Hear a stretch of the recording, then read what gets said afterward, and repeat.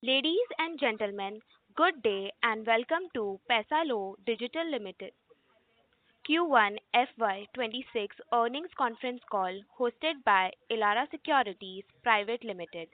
Let me draw your attention to the fact that on this call discussion will include certain forward-looking statements which are predictions, projections, or other estimates about the future events. This estimates reflects management's current expectation about the future performance of the company. Please note that this estimate involves several risks and uncertainties that could cause our actual results to differ materially from what is expressed or implied. As a reminder, all participants' line will be in listen-only mode and there will be an opportunity for you to ask questions after the presentation concludes. Should you need assistance during this conference call, please signal an operator by pressing star then zero on your touchtone phone.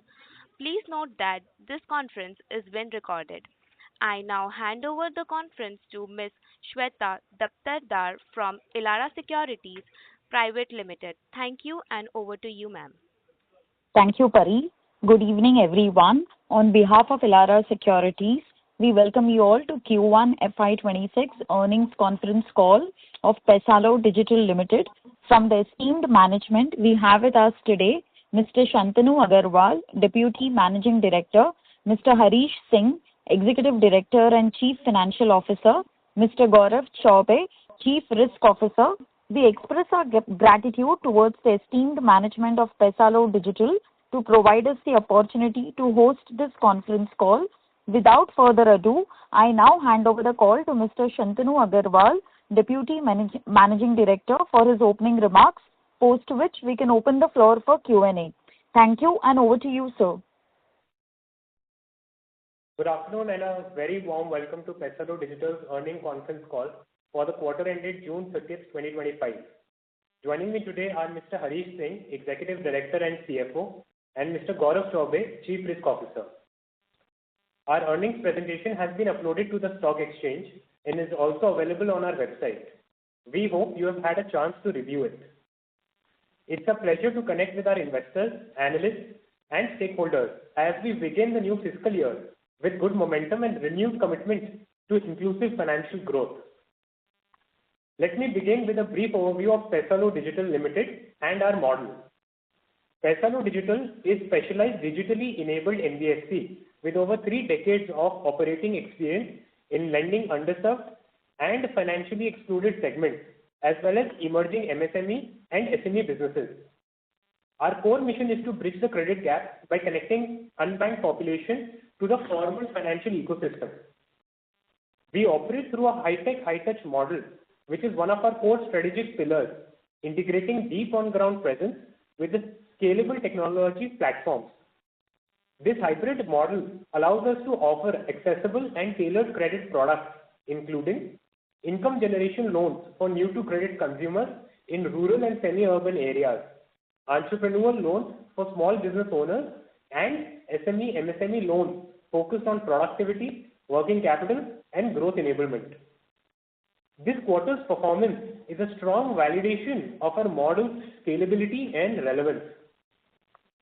Our assets under management grew by 14% year-on-year, reaching INR 52,302,000, supported by a 16% year-on-year increase in disbursement to INR 7,581 million, signaling robust lending traction and sustained demand from grassroots borrowers. Notably, this quarter we have achieved an important milestone of 11 million customer franchise, adding approximately 1.5 million customers in Q1 itself, highlighting the growing relevance of our inclusive last mile credit and batch model. While the microfinance industry has faced sustained challenges over the past few years, ranging from asset quality deterioration, regulatory tightening, to regional stress events, Paisalo has remained largely insulated from these headwinds. This is primarily due to our structurally different lending model, which is not centered around unsecured group lending and consumption loans, but rather on individual income generating loans extended to self-employed borrowers, micro entrepreneurs, and small business owners. Our MSME and SME focused loan book, which forms the majority of our portfolio, is designed to finance real productivity economic activity. These loans are typically underwritten with a strong understanding of local business ecosystem, customer cash flows, and asset-backed lending where applicable. As a result, our book reflects superior credit behavior, lower volatility, and better asset quality outcomes. This measured exposure, combined with our deep-rooted presence in rural and semi-urban areas, has enabled us to achieve consistent growth, and while maintaining disciplined risk mitigation, it also positions us well to capitalize on the credit demand from SME sector, which we believe will be a long-term structural growth opportunity. We continue to deepen our institutional partnerships for our asset-light expansion strategy through the co-lending program with SBI and other banks. In Q1, we have tied up with SBI for co-lending to MSME and SME, operational rollout of which is expected by Q4 of financial year 26. And we believe this collaboration will significantly scale our MSME and SME loan offering by blending SBI's nationwide banking infrastructure and low cost of funds with Paisalo's agile digital credit platform. We recorded our highest ever total income of INR 2,187 million, reflecting a 17% year-on-year growth, driven by continued expansion across customer segments and geographies. Our net interest income rose by 20% year-on-year to INR 1,244 million, underpinned by prudent asset liability management and a healthy loan mix. One of the greatest pillars for our growth momentum to sustain is our pan-India distribution network, with about 3,997 touchpoints spread across 22 states and union territories. This includes 401 branches, 2,214 distribution points, 1,382 business correspondents. This extensive ongoing presence is central to Paisalo's mission of enabling last-mile credit access, especially in Tier 2, Tier 3 towns and rural India, where formal financial services are still limited. During the quarter, we continued to strengthen our physical distribution network with the net addition of a record 50 new branches. Our approach to the branch expansion is deliberate, data-driven, and strategically aligned with the long-term growth objectives. Each new location is selected through a systematic evaluation of factors such as competitive intensity, local economic activity, and historical credit performance trends through our geospatial mapping. We follow a cluster-based model where we first deepen penetration within selected high-potential districts, building operational density and brand familiarity before gradually expanding into adjoining geographies. This ensures operational efficiency, better resource utilization, and a strong risk oversight at the local level. Importantly, our team's familiarity with regional demographics, language, and socio-cultural context plays a vital role in enhancing customer evaluation, engagement, and servicing, ultimately resulting in improved credit outcomes and a stronger borrower relationships. Our business correspondent channel forms the backbone of Paisalo's scalable and inclusive distribution strategy, enabling us to deliver essential financial services from other trusted financial institutions to customers in rural and semi-urban India.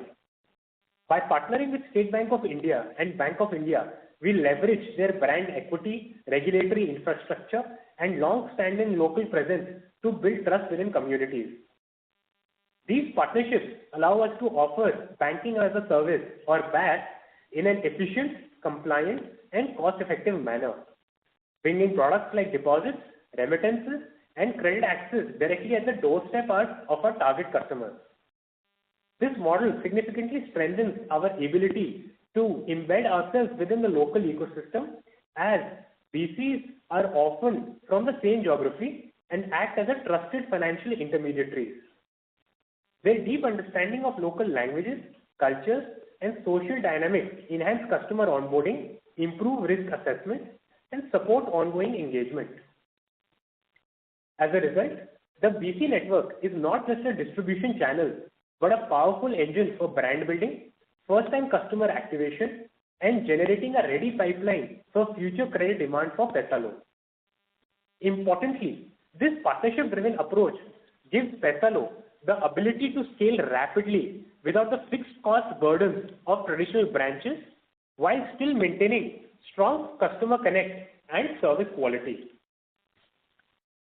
Over time, the BC model is expected to unlock greater customer lifetime value by enabling cross-sell and upsell opportunities as customers move forward on their financial journey. Looking ahead, branch-led expansion will remain a key pillar of our growth strategy. Historically, our business was concentrated in select northern states with key states of Delhi, UP and Maharashtra contributing about 20% each, and Rajasthan and Haryana contributing 15% each, and balance from other states where we built deep expertise, robust operational systems, and strong customer relationships. However, as our model matured and demonstrated consistent outcomes, we felt the need to scale this success across newer geographies.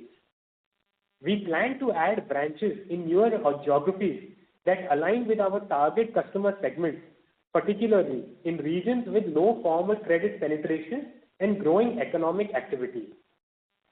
This will allow us to tap into the untapped demand, diversify our portfolio geographically, and further scale our presence. In parallel, we will continue to integrate our branch-led strategy with our business correspondent and digital platforms, ensuring that our growth remains scalable and capital efficient. Through this hybrid distribution model, Paisalo is building a differentiated and scalable platform for rural and semi-urban financial services. This geographical diversification serves multiple strategic objectives. First, it helps mitigate concentration risk both in terms of customer segments and regional economic cycles by spreading the exposures across a more diversified credit landscape. Second, it opens access to a larger untapped customer base in states where formal credit penetration remains low, particularly in rural and semi-urban areas that align well with our product offerings and operating model. To conclude, Q1 FY26 reflects not just strong numbers but also strategic execution aligned with our mission to enable equitable credit access and support India's growth story from the grassroots up. We remain confident in our ability to scale responsibly while maintaining superior risk management, governance, and customer-centric innovation. I look forward to connecting with all of you and sharing more of our journey in upcoming quarters. With this, I'll now hand over to Mr. Harish Singh, our Executive Director and CFO, to take you through the financial performance in further details. Thank you. Good afternoon and thank you. I am pleased to walk you through our financial performance for the first quarter of financial year 26. We closed the quarter with asset under management of INR 52,302 million, representing a 14% year-on-year growth, driven by sustained momentum across our core lending segments. Disbursements for the quarter stood at INR 7,581 million, a 16% increase on year-on-year basis, signaling healthy on-ground traction and robust demand for our income-generating loan products.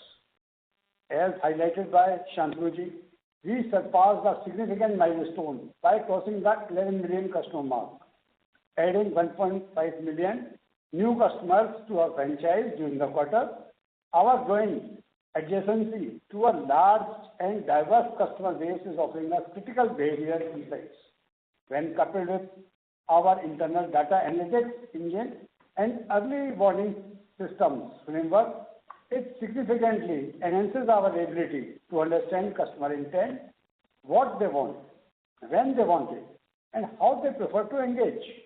These insights are now deeply embedded in our decision-making process, enabling more precise credit appraisal, improving customer life cycle management, and helping strengthen our assessment of creditworthiness, character, and credentials.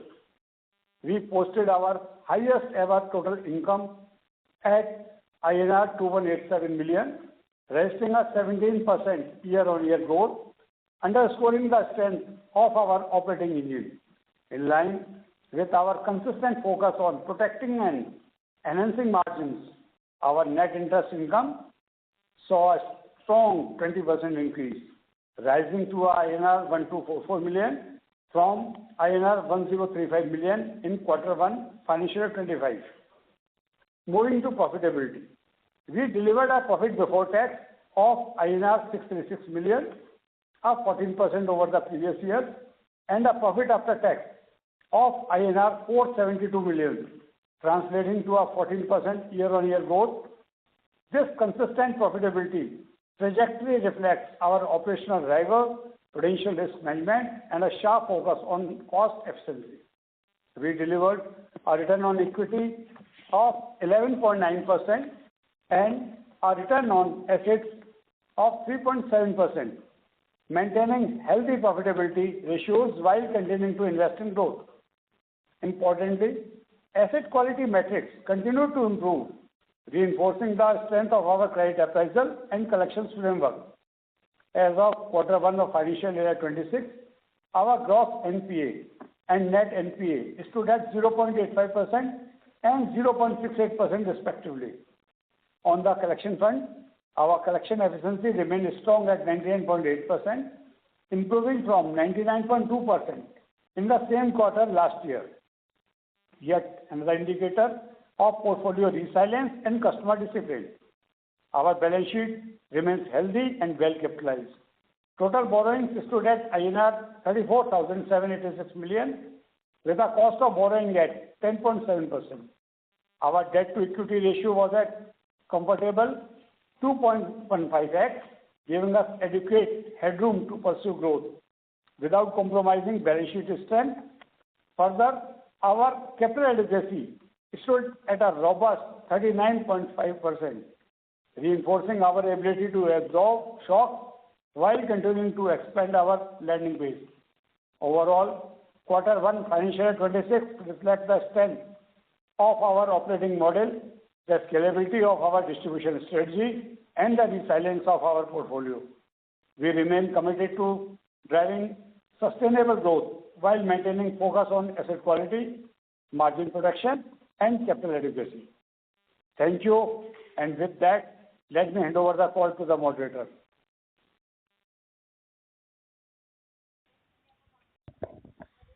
Thank you very much. We will now begin the question and answer session.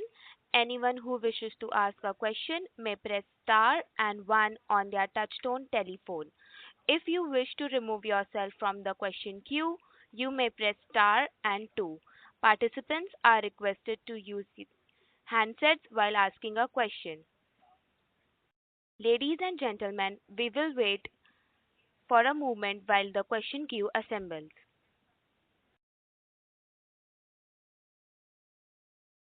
The first question is from the line of Sandy Mehta from Evaluate Research. Please go ahead. Yes, good afternoon, Shantanu and Harish. Congratulations on a very strong set of results all around. And also, I must point out that your 48-page presentation is much more detailed than before, and that is also helpful, very helpful. I would urge all investors to look at that. My first question is, you talked about expanding your co-lending partnership with the State Bank of India and expect that to be fully operational at a higher level from the fourth quarter of this year. So how do you see your lending in loan growth perhaps accelerating with that? How do you see that impacting your loan growth going forward, please? Yes, thanks, Mr. Mehta, for logging onto the call. And I appreciate the comment about the investor presentation. It gives us immense confidence when our stakeholders, analysts, and shareholders, complement our disclosure. So thank you for that. So we have been very proudly associated with State Bank of India since 2019. We were onboarded by them in April of 2019 as a co-origination partner, which later got converted into co-lending. And we were one of the first NBFCs to be onboarded by State Bank of India in small income generation priority sector loans as a co-lending partner. So as rightly pointed out and as told also, in Q1 we signed up and expanded this partnership to the MSME and SME segment. As you may know, we are not allowed to make a forward-looking statement. However, based on the past performance of the AUM, with a CAGR of about 25% in the last 3 years and 20% in the last 5 years, we are confident on the growth trajectory over the time period. And our recent collaboration should also allow us help stably scale the AUM at the desired level. While the existing AUM split is available in the presentation, the AUM split between the small income generation loan and MSME, SME is roughly about 23% and 77%. Since our co-lending tie-ups as of now are currently more focused towards the small IGL segment, the 23% comprises majorly of the off-book segment, which is part of the co-lending policy. With the new co-lending tie-up in the MSME and SME segment, we are now expecting that the balanced MSME and SME segment should also contribute in helping us expedite the co-lending growth in the portfolio. Thanks. Okay, and one follow-up question. You did very well with high net interest margins, and also your NPAs were down year over year. Can you talk a little bit about your outlook on these two metrics, your margins and the NPAs, and the sustainability of these metrics going forward? Thank you. So our long-term outlook for NPAs is we have been talking about. So we are an NBFC which gives the only forward-looking statement that we give is our long-term outlook on NPAs, which is less than 2%, including write-offs. So we are hoping to maintain our NPA levels in the same level that we are there. In terms of our margins, the margins for the quarter have gained by about 31 basis points on a year-on-year basis to about 6.5%. We are confident of maintaining our historical performance on the same. I hope that answers your question. Yes. Thank you so much. All the best. Thank you. Before we take the next question, we would like to remind participants you may press star and 1 to ask a question. The next question is from Kaustav Bhupna from company BMSPL. Please go ahead. Yeah, hi. Thanks for taking my question. You've done a great job in growing your book, but I'm trying to understand how does management look at return on equity? Because, even after scaling, if we see your credit costs for this quarter and we extrapolate numbers, you're still at this 12 to 12.5, 13% ROEs. What is the management's plan to get to 15% plus ROE? How do you plan to achieve that? Or is that a plan at all? Basically, what are the sustainable levels of ROE you can see over the next 2-3 years, and how do you get there?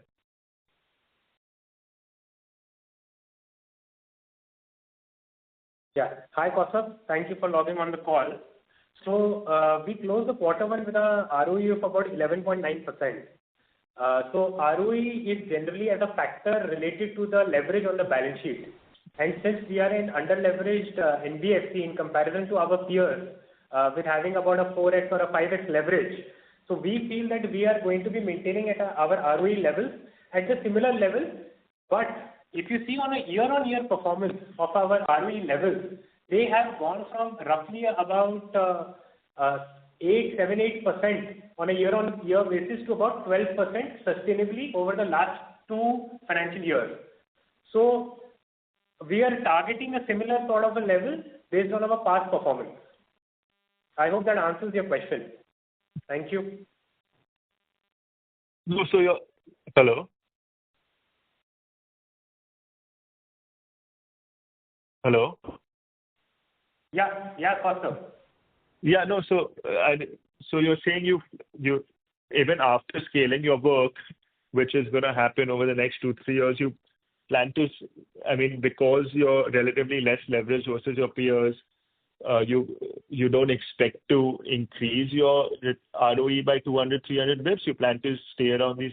You think the business model will make you stay around this level, or do you think you can move towards 15%? No. The ROE will definitely expand with the expansion of our asset-light co-lending model. We are definitely expecting an increase in the ROE. But since we are not allowed to make a forward-looking statement, the exact guidance can't be provided. That's fine. That's fine. Understand. Thank you. Thank you. The next question is from Darshil, Fininterest Capital. Please go ahead. Hi, sir. Good evening. Yeah. Hi. Good evening, Darshil. Yes. Yeah. Sir, Good evening, I Darshil. wanted You are your audible. thoughts on the co-lending partnership side, and how do you think about this business? So currently, Darshil, the company has 5 co-lending arrangements. We have primarily all 5 of them are under the small income generation loan segment. These 5 arrangements are with State Bank of India, Punjab National Bank, Bank of Baroda, Karnataka Bank, and UCO Bank. The company has just in this Q1 signed up another co-lending arrangement with State Bank of India for the MSME and SME segment. So we are expecting to have the MSME and SME portfolio also being now transferred to the co-lending segment. The co-lending segment for the company gives us a couple of benefits, which are that as a co-lender for Paisalo, we have higher ROA and ROE on account of better leverage and higher spread. It also reduces our capital dependency by downselling of the portfolio. Co-lending in general also helps us take care of the 3 biggest risks that are present in any NBFC lending model, which is the liquidity risk, ALM risk, and credit cost risk. And it also strengthens our credibility and regulatory leverage. Does that answer your question? Yeah, it does. And my second question would be, on the kind of customers that we have today, 1.5 million somewhere odd customers. So what are, I would like to know your insights on this customer retention and growth strategies. How do we plan this? Or how are we placed in this? Absolutely. So, if you take our customer base, in terms of our borrowers, they're primarily split between 2 segments, which is the small income generation loan and SME MSME loan. They constitute about 23% and 77% of the AUM mix, wherein the small income generation loan, a typical consumer will start with our Vikas loan, which is our first time borrower or new to credit customer, and we will help him with financial literacy, we will help him guide, we will explain him in the process and everything, and we will take him all the way to Pragati loan, which is where he becomes like a customer like a micro business loan for us. Secondly, if a customer is getting onboarded on the SME and MSME cycle, they typically have 3 kinds of loans available broadly, which is they can come in as an asset-backed loan, wherein they can take vehicles for small loans or equipment or something on a similar level, or they can be onboarded on the Udaan scheme or a primary SME MSME loan, wherein that's a small business loan, which is working capital, which is expansion term loans, and they have a tenure of up to about 84 months. So in terms of all of that, typically a customer which comes under small income generation loan does about 2 to 3 cycles with us. Under anybody which comes under SME, MSME loan, we typically have some asset financing plus a small business loan with us. So in terms of our retention with of the customers that have already been financed, we have a strong retention in place. Secondly, since we have access to the BC network, every single small income generation customer has also access to the banking as a services that we provide through our business correspondent network, which eases their entire financial life cycle by providing them cross-sell and upsell opportunities all the way from domestic transfer, remittances, withdrawals, and social security schemes, on which the company earns a small commission, which is widely spread out across 22 states. So this also gives us an additional point of retaining the customer, giving us an overall PPC on these kind of customer base of 2. Okay. Does that answer your question? I hope so. Yes, sir, completely. And one final question would be on there is two part on this. One is on on the competition that we see today. How are we having an edge over this? And the second question is on precisely I met some NBFC companies a few days ago. So there is some they monitor the customers what we can say their behavior towards how they are making payments and how they avoid for being defaulted or something. So are we having some similar system or something that that we use so that we don't see any issues from the customers who are lending from us? Okay. So in terms of the competition, let me give you some broad numbers. So as in India, we are a population of roughly 1.4 billion people. Out of these 1.4 billion people, we have income tax PAN holders of about 572 million people. And we have a unique credit history database of about 150 million people. So the discrepancy between the number of PAN card holders, unique credit database holders, gives us a difference of about 393 million people. These 393 million people are estimated to have a ticket size of roughly about 25,000 rupees, which may be getting serviced on a weighted average level until 25,000 rupees, which may be getting serviced informally, or even if they are getting serviced formally, they may be getting serviced in not the right way. This gives us an estimated annual market size of about 9,82,000 crores, right?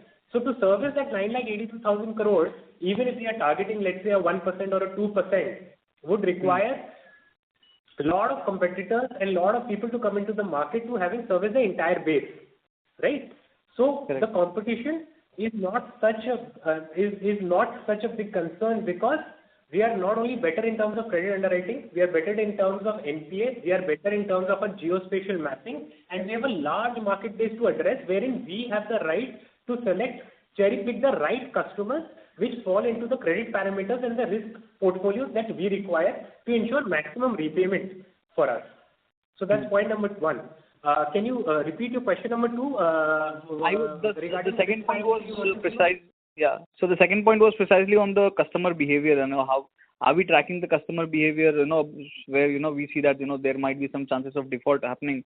So how are we trying to avoid this or come over this? Just wanted to understand from your side. So I'll just hand over the call to Mr. Gaurav Chaubey. He is the Chief Risk Officer. He will answer this question better for you. All right. Over to you, Gaurav. Yeah. Hi. Thanks, Shantanu. Hi. See, we have our own proprietary triple C model, that is the character, credit evaluation and credibility model, which we use for the underwriting of the borrowers.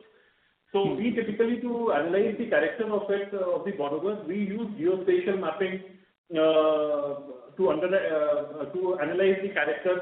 Then this is followed up with the field investigation, wherein we gauge the moral integrity of the borrower along with his discipline or her discipline towards the repayment. Further, we use the AI/ML models to analyze the digital footprints of the borrower, also understanding the behavioral pattern of the borrower.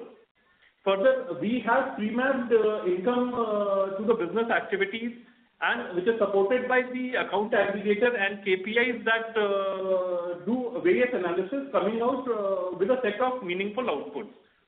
Further, we have multiple rule-based business rule engine which is in-house to us, which allows us to rate the customers on multiple parameters and multiple rules, allowing us to come to arrive at an internal rating of the borrower. Further, we use alternate data and repayment history to arrive at the indebtedness of the borrower. Then the loan verification also, the loan end-use verification also allows us to understand how the loan is going to be used, whether it is being used for the purpose that we have taken or not. And then mapping it with the local, with our EWS parameters that we have, it allows us to better gauge the credibility and the character and the credit evaluation of the borrower. Further, if you want me to, I would go on to the credibility as well. So we see how the borrower performs on Paisalo plus the other borrowers' behavior that they have taken. we've applied automatic business triggers based on our early warning signal system that we have developed, which is an in-house. Further, we do a reference check and a reputation check, and certain level of AI and ML-based document authenticity for the underwriting model. This allows us to gauge the borrower's the propensity to default. Further, our EWS also flags localized stress early on, allowing us to take preventive measures. So I hope that answers the question. It does, sir. Thank you. Thank you so much for this detailed answer, and I wish you all the best for the next coming few quarters. Thank you so much. Thank you. Thank you. Thanks for being on the call. Thank you. The next question is from Vikas Kasturi from Focus Capital. Please go ahead. Yeah. Good evening, sir. And like the first speaker mentioned, so congratulations on a fantastic presentation, sir. It details out a lot about the company. Sir, I had a couple of questions regarding the co-lending model that you have. If you have given a split in one of the slides where you have mentioned that 23%, which is the small income generation, I think that is where the co-lending is happening, and whereas in the SME, MSME is where you are trying to get co-lending in there. So my first question is, sir, suppose you give out 100 different loans, what proportion of that would come under co-lending, or is it all 100% under co-lending? That is question one. And the second question is, you would be incurring some costs for originating that loan, for doing the collections, underwriting, etc. So do you bear the cost, or is the cost also split in that 20-80 proportion? Ladies and gentlemen, thank you for being on hold. The line for the management is now reconnected. Thank you, and over to you, sir. Good evening, sir. I'm not sure how much of my questions you heard, so I'll just repeat it. So my first question was, you mentioned about that small income generation where the co-lending is happening. So my question was, of the small income generation loans, do all loans that you write here, do all 100% of them go under co-lending, or is it a proportion of that which goes under co-lending? That is the first question. And the second question was, you would be incurring some costs related to origination, underwriting, collection, etc.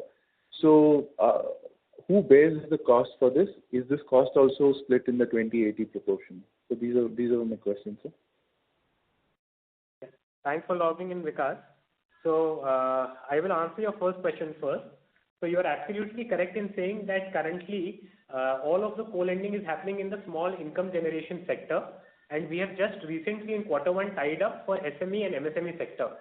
If you look at the investor presentation, I don't remember the slide number, I think it was 16 or 17, the small income generation sector is broadly classified under 4 or 5 products known as Vikas Loan, Umeed Loan, Pragati Loan, Dhoka Dab Loan and Gati Loan.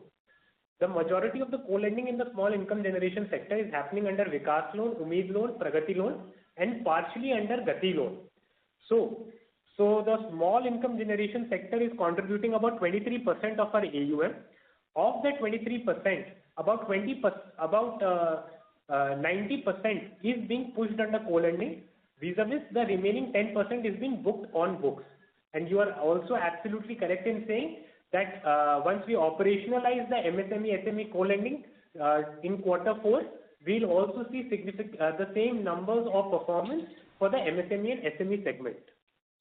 In terms of your origination cost getting reimbursed, so we are getting a servicing fee and a processing fee on the co-lending portfolio, which fairly covers our servicing cost well.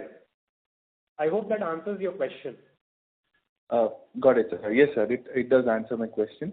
Sir, and could I just request that what would be the average ticket size of these products, sir? I know that would vary, but is there something that you can give me, something on how much is it for Vikas Loan, Umeed Loan, etc.?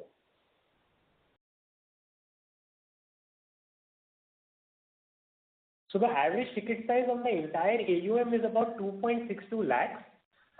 In terms of the small income generation on a product-wise level, maybe I'll have the IR team get back to you on that. But on the AUM level, the average ticket size is 2.62 lakhs. Okay. And so here I see some of these are like Do Kadam is for two-wheelers and there is some Gati loan for auto rickshaws. So I understand that these would be, you can call it a secured loan. So is it to be understood that the other loans are all unsecured? So, when it comes to Vikas Ummeed or Pragati, these loans are secured by a deed of hypothecation, giving us a primary charge on the stock of the shop or stock of the vendor or the stall that is there.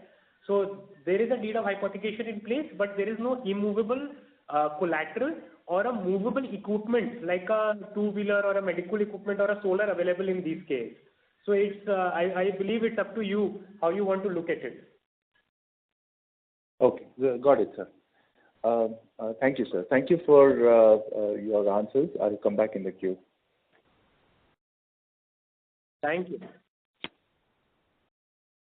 Thank you. A reminder to the participants, if you wish to ask a question, you may press star and 1. The next question is from Shweta Upadhyay from Elara Securities. Please go ahead. Hi, sir. Thanks for taking my question. I have two questions. Firstly, how are we placed on the liability side in this falling interest rate cycle that we are currently in? And secondly, on the MSME front, are there any geographical or regional specific challenges that we are facing? Just these two questions. Yeah, thank you, Shweta, for logging in. So if you look at borrowing cost for the quarter, it's at about roughly 10.7%. And if you look at the historical performance of our borrowing cost, it has come down over the last 5 years from about a 13% to the current 10.7%. I think the same is mentioned in the presentation also, along with the split of the liabilities. The liabilities of the company are from banks and FIs at about 68%, NCDs about 18%. We raised our first foreign currency convertible bonds, USD denominated, last financial year, that's contributing about 12%, and commercial paper contributing about 2%. So that's on the liability side. And I missed out on your second question. If you can please repeat it for me once again.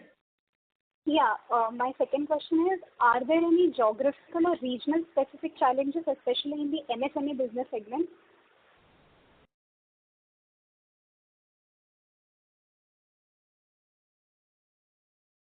No, so there aren't any geographical or regional specific challenges in the MSME segment, because if you look at it from a data point of view, we have been present in the northern states mostly, and we have expanded our branch to the highest ever branch addition of 50 branches led by our key pillars.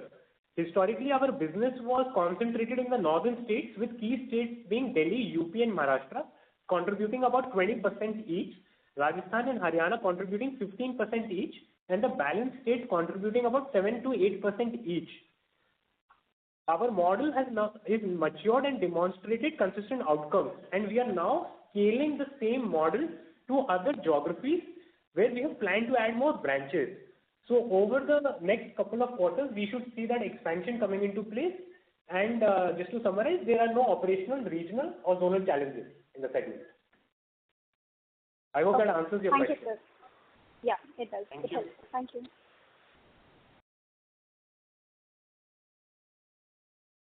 Ladies and gentlemen, that was the last question. I now hand the conference over to management for closing comments.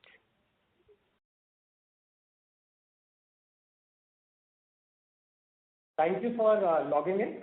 Our analysts, investors and stakeholders, we have begun this new fiscal year with a good momentum, and we remain committed to our inclusive financial growth. Thank you. On behalf of Elara Securities Private Limited, that concludes this conference. Thank you for joining us, and you may now disconnect your lines. If you found this video helpful, please like, share and subscribe. for latest upcoming videos.